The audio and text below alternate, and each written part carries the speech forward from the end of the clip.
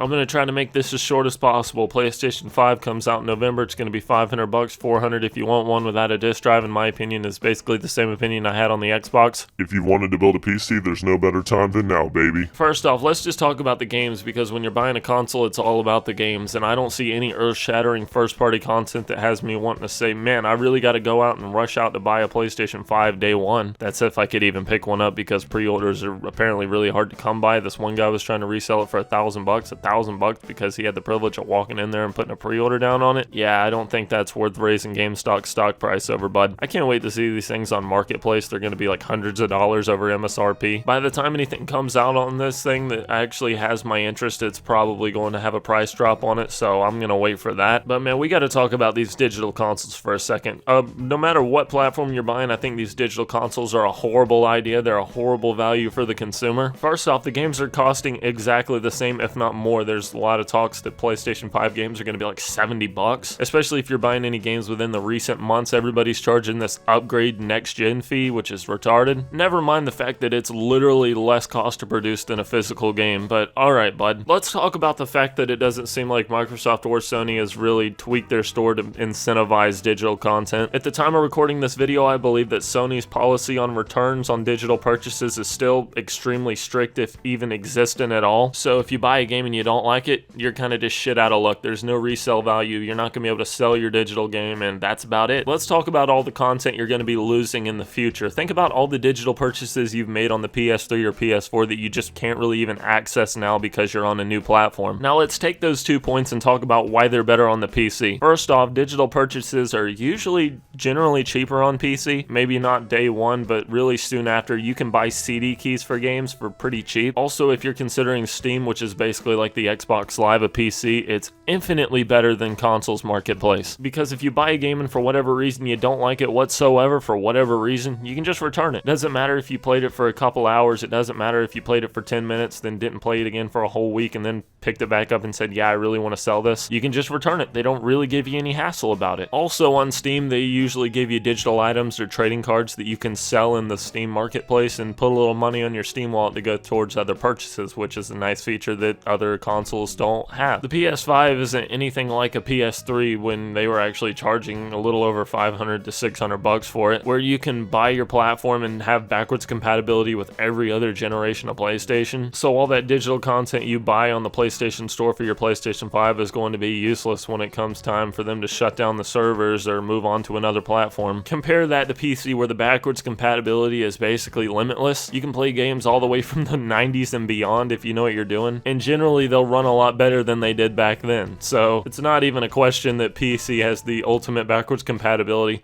plus emulators to basically run any console that you want on it. So while it seems like you're getting a better value by taking $100 off the top in the beginning, in the long run you're really not saving any money buying all these games for full price day one. And hell, even not day one, a lot of games on the PlayStation Store are still full price for no good reason. So yeah, in the beginning a PC may cost a little bit more, but in the long run you're going to be saving a lot of money, especially considering when all it takes to next gen upgrade your PC is basically just throw a new graphics card in it. You're getting all the backwards compatibility with all your older games, and you're getting a more powerful platform that easy. And even if you were building a PC that was a little bit on the cheaper end and wasn't quote unquote as powerful as the PS5, that's not including any of the numerous benefits that you get on PC over a PlayStation 5. Being able to lower your visual quality to make the game run smoother if it's not running as smooth as you'd like it to, or being able to max out the resolution and graphics to really take advantage of that hardware you got, or just something simple like mod support, being able to add more life into a game that you've played for a while, like Skyrim, still getting mod support on PC. But if you are a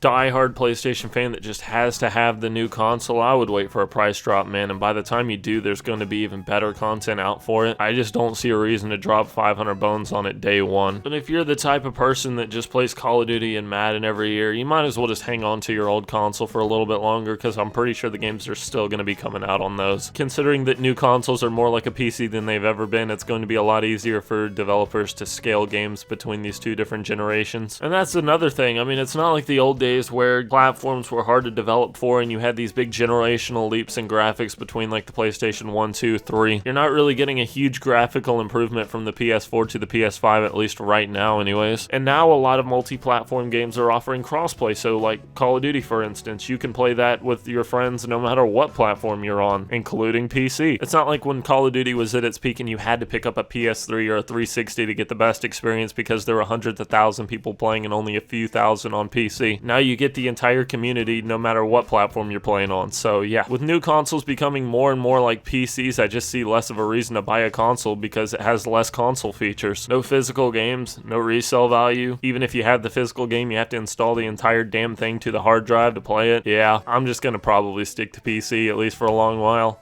That's my opinion. Little unbiased look on it.